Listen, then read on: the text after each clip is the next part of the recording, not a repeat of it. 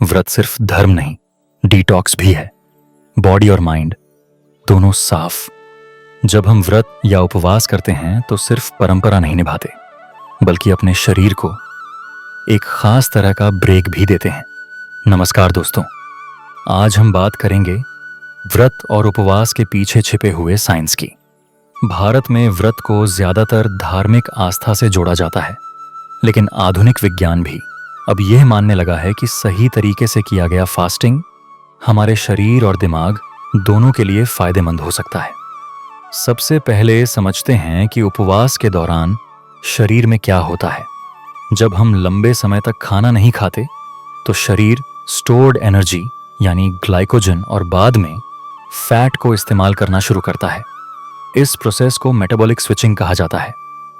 कई रिसर्च बताती हैं कि इससे वजन नियंत्रित करने में मदद मिल सकती है और इंसुलिन सेंसिटिविटी बेहतर हो सकती है। दूसरा बड़ा फायदा है ऑटोफेजी। यह एक प्राकृतिक प्रक्रिया है जिसमें शरीर पुरानी या डैमेज हुई कोशिकाओं को साफ करता है और नई कोशिकाओं को बनने का मौका देता है।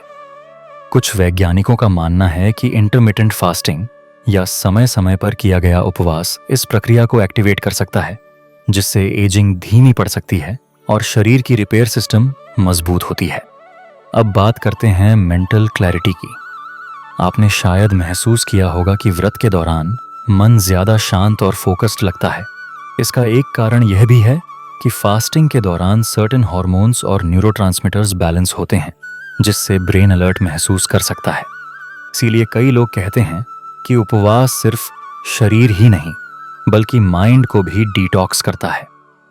लेकिन यहाँ एक जरूरी बात, हर व्यक्ति के लिए व्रत एक जैसा नहीं होता। जिन लोगों को डायबिटीज, लो ब्लड प्रेशर या कोई क्रॉनिक डिजीज है, उन्हें बिना डॉक्टर की सलाह के लंबा उपवास नहीं करना चाहिए। साइंस भी यही कहता है कि फास्टिंग तभी फायदेमंद है जब वह बैलेंस्ड और समझदारी से किया जाए। पानी पीते रहना, हल्का और पौष्टिक आहार लेना और शरीर की लिमिट्स को समझना बहुत जरूरी है। अंत में व्रत को सिर्फ एक धार्मिक नियम या सिर्फ एक हेल्थ ट्रेंड की तरह देखने के बजाय इसे एक माइंडफुल प्रैक्टिस समझें। जब आस्था और साइंस दोनों साथ चलते हैं तब व्रत शरीर को आराम देने के साथ साथ मन को भी डिसिप्लिन सिखाता है। तो दोस्तों, अगली बार जब आप व्रत रखें तो याद रखें, यह सिर्फ पूजा नहीं बल्कि अपने शरीर को रीसेट करने का एक तरीका भी हो सकता है। अगर आपको यह जानकारी पसंद आई हो तो वीडियो को लाइक करें, चैनल को सब्सक्राइब करें और ऐसे ही इंटरेस्टिंग टॉपिक्स के लिए जुड़े रहें। धन्यवाद।